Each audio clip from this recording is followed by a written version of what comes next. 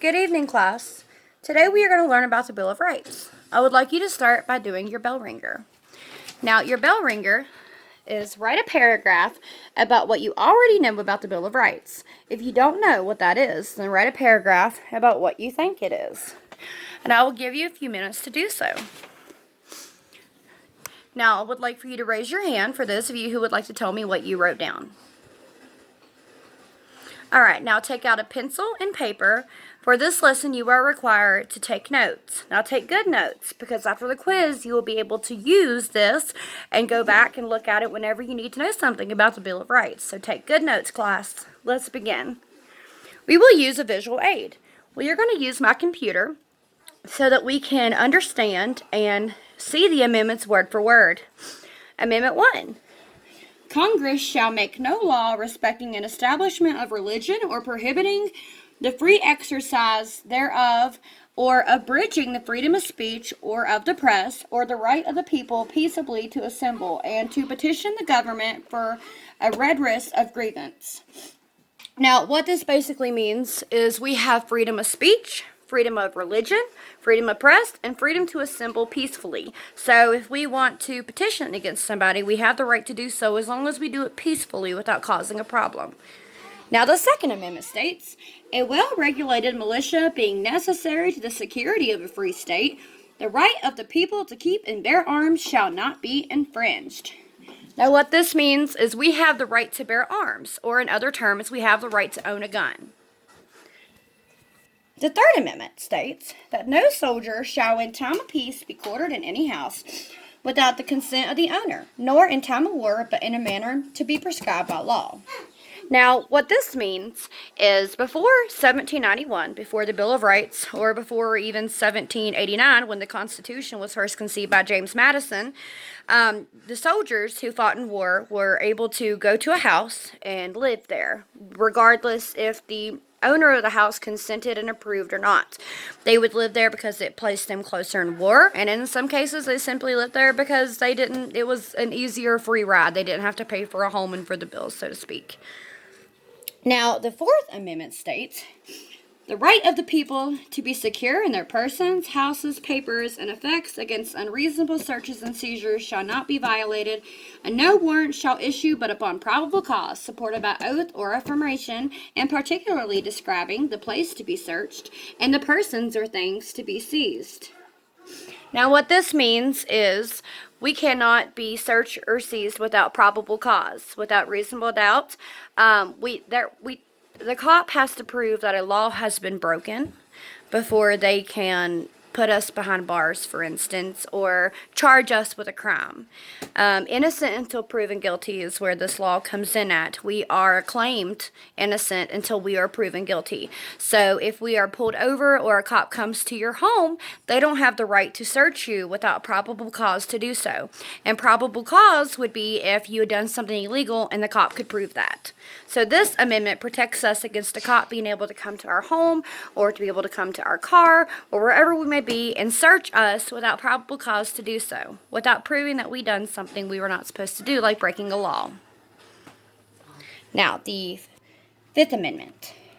The Fifth Amendment states that no person shall be held to answer for a capital or otherwise infamous crime unless on a presentment or indictment of a grand jury, except in cases arising in the land or naval forces or in the militia, when in actual service in time of war or public danger, nor shall any person be subject for the same offense twice put in jeopardy of life or limb, nor shall compelled in any criminal case to be a witness against himself, nor be deprived of life, liberty, or property without due process of law, nor shall private property be taken for public use without just compensation. Now, this goes back to the innocent until proven guilty. We cannot be charged for something that we did not do. We have to go through a process, which there's a lot of amendments, especially in the first 10 in the Bill of Rights, that states that we are innocent until we are proven guilty. And double jeopardy comes in at where it says we cannot be in jeopardy of life or limb 2 times because we cannot be convicted of the same crime twice. Once we have been convicted of that crime, we cannot be convicted for that crime again. Amendment 6. which also speaks to our criminal system. In all criminal prosecutions, the accused shall enjoy the right to a speedy and public trial by an impartial jury of the state and district wherein the crime shall have been committed, which district accusation, which district shall be been previously ascertained by law, and to be informed of the nature and cause of the accusation, to be confronted with the witnesses against him, to have compulsory process for obtaining witnesses in his favor, and to have the assistance of counsel for his defense. Now, what this means is that anybody who is convicted of a crime should enjoy a speedy and public trial, which means that the second a court date is made available, you will get it, and it will be open to the public. Now, this also means you, somebody who is alleged or is being accused of a crime, has the right to defend yourself. You have the right to counsel, which means a lawyer. You have the right to have somebody defend you. You have the right to call upon witnesses who can say where you were at that time or what you did that day. Somebody who can prove your side of the story. However, it also means that the person who is accusing you, normally called the petitioner, they also have the right to prove their side as well. Amendment 7.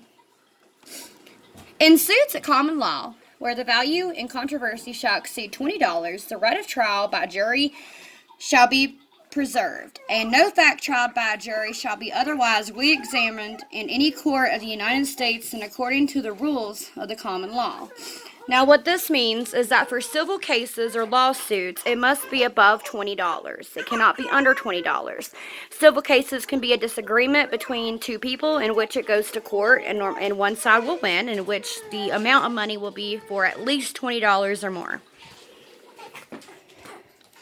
Amendment 8. Excessive bail shall not be required, nor excessive fines imposed, nor cruel and unusual punishments inflicted. Now, what this means is we can't be beheaded or killed for a crime that we commit. Now, we can be punishable through jail time or have to serve some type of community service, but we cannot have a cruel and unusual punishment. They can't take off our head or kill us for a crime that we commit.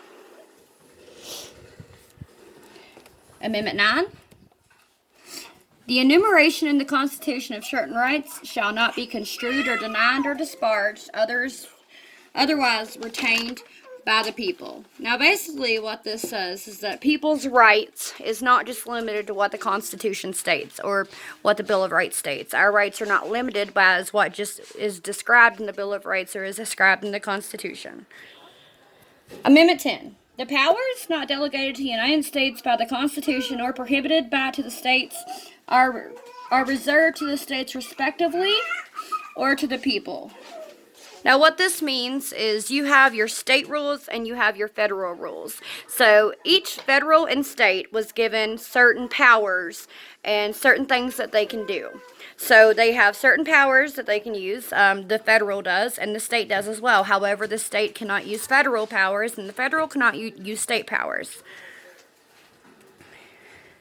Now, the Bill of Rights was conceived by James Madison. The Constitution, the United States Constitution, has a total of 27 amendments, so 27 laws. The Bill of Rights is the first 10. It was conceived by James Madison in 1791, where the Constitution was began in 1789. We are going to take a quiz together, and we will review the quiz. And in this quiz, I have put at the very end a link so that you guys can go to it on a website. If you're at home or wherever, you can copy over the link, and it takes you to the page that we just discussed, and you can see there the Bill of Rights and a brief history as well. Here is the link. Okay, now let's review the quiz. The quiz will consist of a total of 15 questions. The first 10 mandatory, the last 5 will be point-based for bonus points. The directions are, please read each question carefully and answer in full sentences. You must provide at least 2 full sentences per question. Do not help your peers or discuss the content while you are taking this quiz. Once you complete the quiz, turn it over face down and remain quiet so your peers can complete the quiz. The first 10 questions are about the first 10 amendments, and the last 5 questions will be bonus point questions. Question 1, what is the First Amendment? Question 2, what is the Second Amendment? Question 3, what is the Third Amendment? Question 4, what is the Fourth Amendment? Question 5, what is the Fifth Amendment? Question 6, what is the Sixth Amendment? Question 7 is what is the Seventh Amendment? Question 8, what is the Eighth Amendment? Question 9, what is the Ninth Amendment? And question 10, what is the 10th Amendment? Now, you don't have to be word for word. I just want you to give me your general idea in your own words on what you think these amendments are. The final 5 bonus questions are, who wrote the Bill of Rights? When was the Bill of Rights conceived? What is the Bill of Rights a part of? 4, how many amendments are there total in the Constitution? And 5, can you list at least one amendment as it is wrote completely in the Bill of Rights? Once you are done, please turn your paper down, face down. We will review the quiz together once everybody has completed it. Thank you.